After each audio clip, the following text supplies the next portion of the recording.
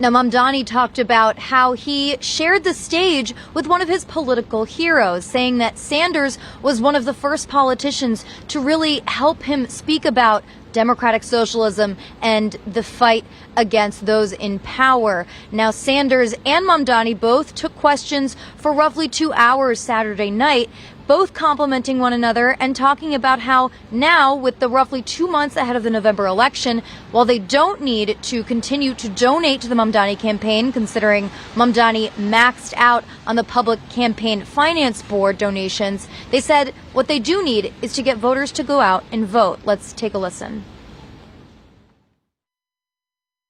It is an honor to be here alongside an icon of our struggle. One of the many things that we love about Bernie is you could go to any year that he has been in politics and you will find him saying the same thing. This guy started at 2% in the polls, and he blew away the opposition.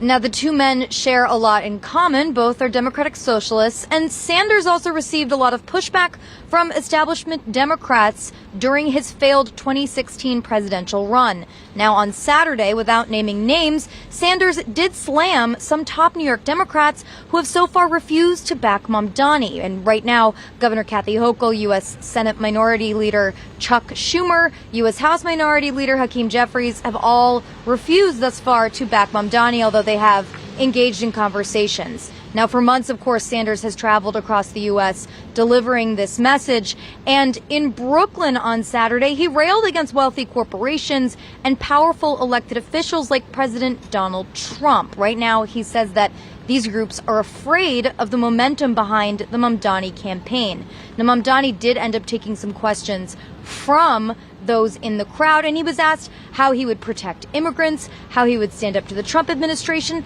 and also when pressed on how he would respond to a federal troop deployment, he highlighted his opponent Andrew Cuomo's apparent alliance with the president, who this week the president said Cuomo is probably the best candidate to beat Mamdani in a one-on-one race. Now, New York One did speak with some supporters after the rally concluded. Let's take a listen.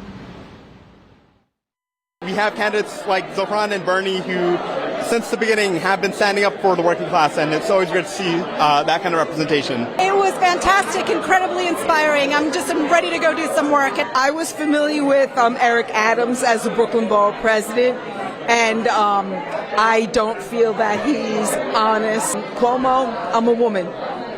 He will get nothing from me. And actually, Sliwa, I feel like is better than those two. Both Mamdani and Bernie Sanders said that they need voters to get out on the streets and knock on doors before the November election. In Brooklyn, Bernadette Hogan, New York One. Thank you for watching our YouTube channel. Let Spectrum News be your resource for balanced, in-depth political coverage, and click the subscribe button right here. You can also download our app or watch us on TV to learn more about the candidates, where they stand on the issues, and more. We'll see you then.